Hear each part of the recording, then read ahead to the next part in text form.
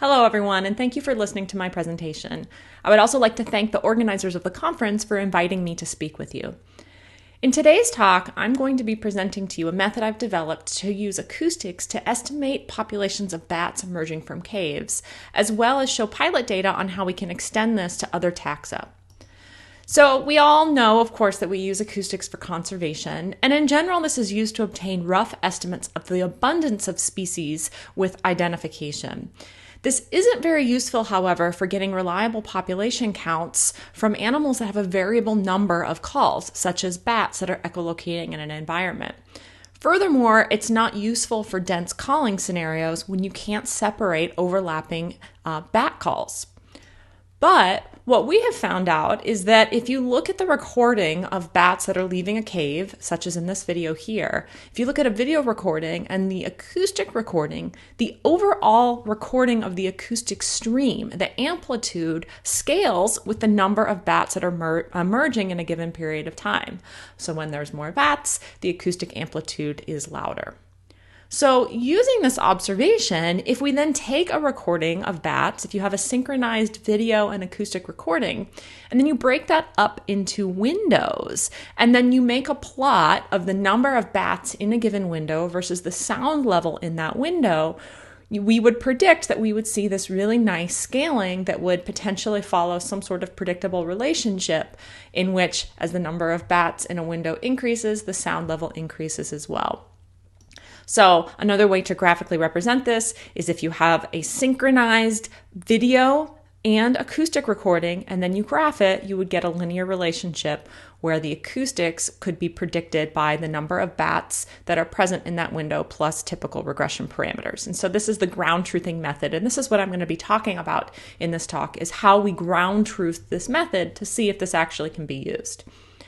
So the testing locations for this, I used 4 different caves. 2 were Taderata brasiliensis caves, 1 in New Mexico and 1 right at the border of Kansas and Oklahoma. And of course, this is in the United States, as well as 2 gray bat caves, both of which were located in Missouri. So the placement of the sensors for this, we used a placement of placing the camera and the microphone below the stream of bats as they were leaving from the cave. So this is the cave entrance. The bats are flying in this direction. And we put the camera below the bats pointing up. So you have the bats that are nicely silhouetted against the sky. If you're using standard video imagery, also if you're using thermal imagery, you don't have any clutter, hopefully, in the background. And then we had synchronized acoustic recordings to that. So the synchronized acoustic recordings to the video, which is part of the ground truthing process. So in terms of the recorders that we've used, I've actually played around with a lot of different recorders to test this. Most excitingly, I've vetted this with Audio Moth recorders. So I'm sure many of you are familiar with these wonderful devices. They're about $70. We've tested these with 4 recorders. It is important I point out we do have to program these with custom firmware because the standard firmware that comes on these recorders, the signals get clipped, especially if you're recording right close to the cave opening because the bat calls are so loud, you're so close to the bat. So we have to have custom firmware to reduce the gain settings on those. But we tested these with variable gain settings, as well as one tested in the new waterproof case that Acoustic Devices has produced. We've also tested this with a microphone produced from a company, Dodotronic, which is called an Ultramic. This is a USB plug and play that has to be connected to a tablet for recording. And we've also tested this with the Wildlife Acoustics SM3 bat, which is, this version is no longer available, but it was approximately $1,500 US when I purchased this. We used different microphones, 1 directional and 2 omnidirectional. Now remember, the ground truthing process also includes having synchronized video imagery. So the video cameras we've tested for this depend on the lighting that's available at each location. So when there is sufficient light, we've had great success using GoPro Hero 4s. This was done a couple years ago, so of course there's newer models of GoPros, but we use a GoPro Hero 4 with the wide field of view setting, which is about 120 degrees. And this can record up to 240 frames per second. And of course, the power and recording is all in one unit. And this is in environments where there is sufficient ambient light. So in many parts of the Southwest, bats emerge when there is sufficient daylight. So you can see the video of what this looks like here. Again, below the bats pointing up for contrast. And then when there's not sufficient ambient light, this was with the gray bats, they leave a lot later. We used, it is quite expensive, but in terms of thermal cameras, this is actually considered a low-cost thermal camera, about $3,000 to $5,000 US. They have different fields of view, and you can see what that low-cost thermal camera, the video looks like here. This was recorded in complete darkness. The limitation of these lower-cost thermal cameras, however, is that they do have a much lower sampling rate in terms of the frames per second, so you can have some blur on this. But again, with the ground truthing, the most important thing is that you're just using this to get the true count of how many bats are emerging in a window. So if there is blur, as long as you can separate individual bats and count individual bats, that's really sufficient. And this is all part of the ground truthing process. So again, synchronized video, synchronized audio. Do we then have that relationship if we break that recording up into individual windows? So now let's talk about the results. What did we find? So the great news is that across all 4 caves, we found that bat count can be predicted by acoustic energy. So these graphs here are oriented a little bit differently. The axes are flipped, but this image here, or this graph here, is from our publication on this method, but we see this nice linear relationship between the log count of the bats in this was a 1 second window here versus the RMS pressure of the corresponding stream. We find the same relationship at another Tadorida cave.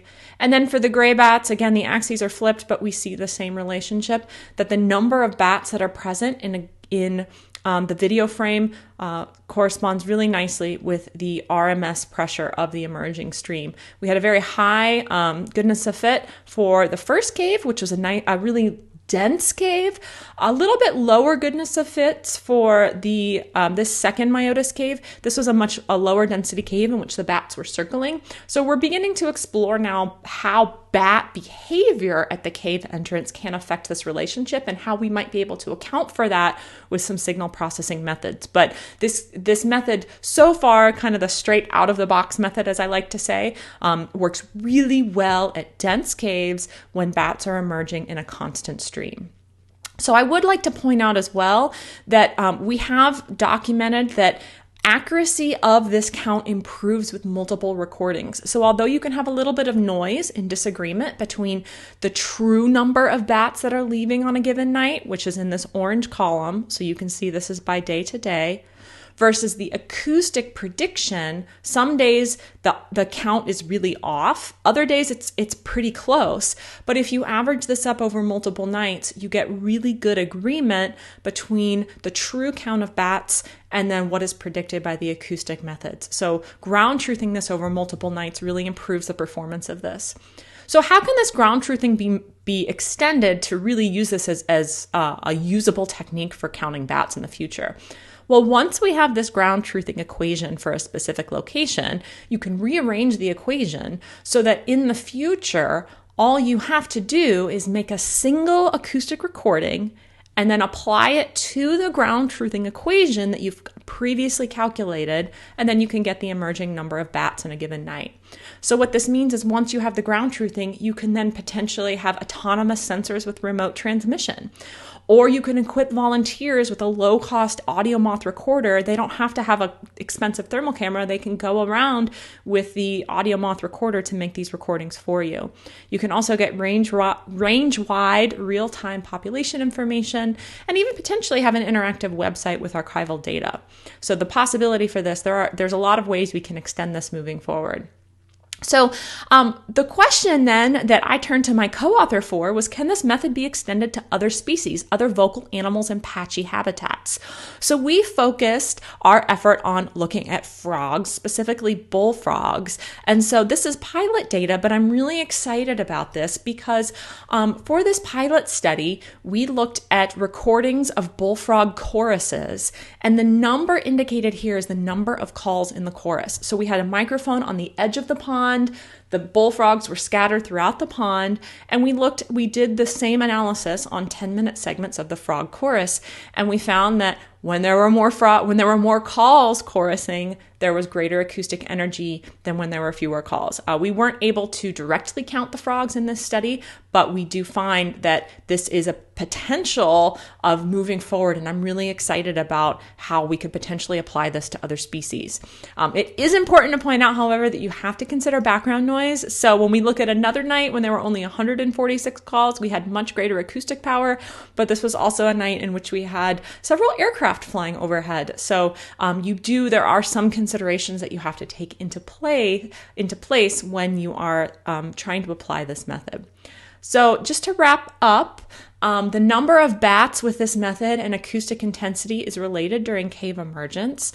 We know that we can use this to measure populations solely with acoustic recording, with some caveats in that it has to be a really dense linear recording, and we're still tweaking some of the signal processing we have to do for lower density or circular emergences. Multiple nights give much better population estimates, and maybe we have the potential to extend this to other taxa.